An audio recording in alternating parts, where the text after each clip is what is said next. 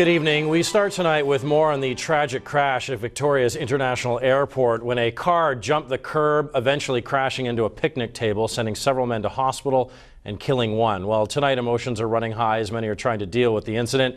CHEK News reporter Kylie Stanton has been talking to some of the people that were in the crash. She joins us now from the newsroom with more on this story. Kylie. Well, thanks, Scott. Since Friday, 3 of the men seriously injured in the crash have been released from hospital, and I did have a chance to speak with them today. Each man focused on his recovery. They described their condition as painful, difficult to walk, and in some cases even lying down is a challenge. Many are currently on heavy painkillers, including morphine, prescribed to make their days and nights more comfortable. But given the circumstances, their prognosis is a glimmer of hope for family and friends still coming to grips with the tragic loss of one of their own.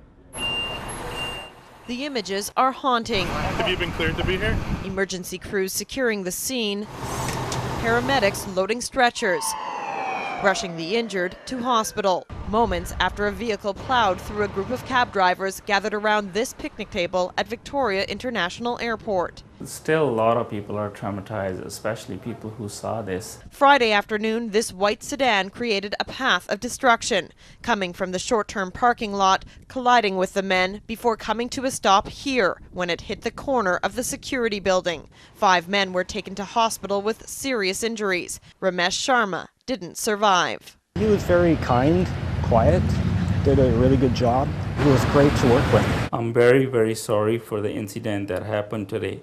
Cards and flowers pour into the Yellow Cab headquarters as the community mourns the loss. Still, a lot of people, especially who saw them, having a hard time sleeping nighttime. You know, there are some people who are still here and there, keep crying.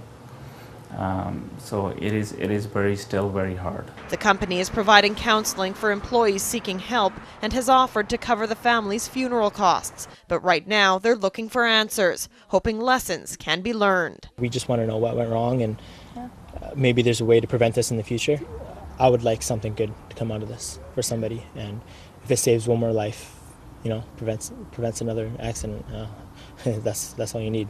One more. Police are still investigating but are not releasing any information at this point. In the meantime, family and friends are leaning on one another for support. Now, funeral arrangements have been made. It is open to the public and will be held this Sunday at 11 o'clock at First Memorial on Falaise Drive. The family is currently working to start up a charity in their father's name. In the meantime, donations will be accepted at the Yellow Cab headquarters. Scott